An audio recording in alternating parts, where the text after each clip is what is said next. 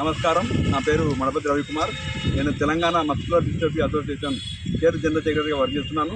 ఈరోజు సంగారెడ్డి జిల్లా కలెక్టర్ గారిని కలవడం జరిగింది.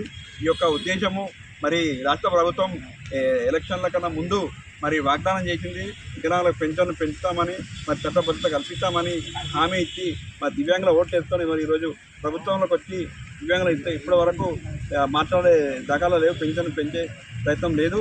మరి మీరు ఇచ్చినటువంటి హామీని మేము గుర్తు చేస్తూ మరి వివిధ రకాల ఉద్యమాలు చేస్తూ ఉన్నాం. ఈరోజు మరి పక్క రాష్ట్రంలో వారు హామీ ఇచ్చిన దానికన్నా ముందు నుంచే వాళ్ళు ఇస్తున్నారు. ముఖ్యంగా తీవ్రవైకల్య వ్యక్తులకు 15,000 పెన్షన్ ఇస్తున్నారు. మరి ఆ పక్క రాష్ట్రంలో చూసైనా మన రాష్ట్రం వాళ్ళు తెలుసుకొని ఇవ్వాల్సిన అవసరం ఎంతైనా ఉంది. మరి ఈరోజు తీవ్రవైకల్య వ్యక్తులకు ఆదుకోవడానికి మరి జీవో నెంబర్ 2 మరి 2024లో ఫిబ్రవరిలో రావడం జరిగింది. దాన్ని ఇంప్లిమెంట్ చేయడంలో కూడా ప్రభుత్వం దాని చర్యలు తీసుకోవడం లేదు.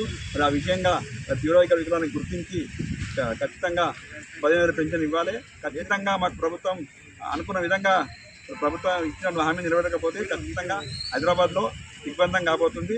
వికలాంగులకు ఇప్పటికైనా ఇబ్బంది పెట్టకుండా మరి మాకు ఇచ్చిన హామీ నిలబెట్టుకోవాలని గవర్నమెంట్కి మేము డిమాండ్ చేస్తూ ఉన్నాం.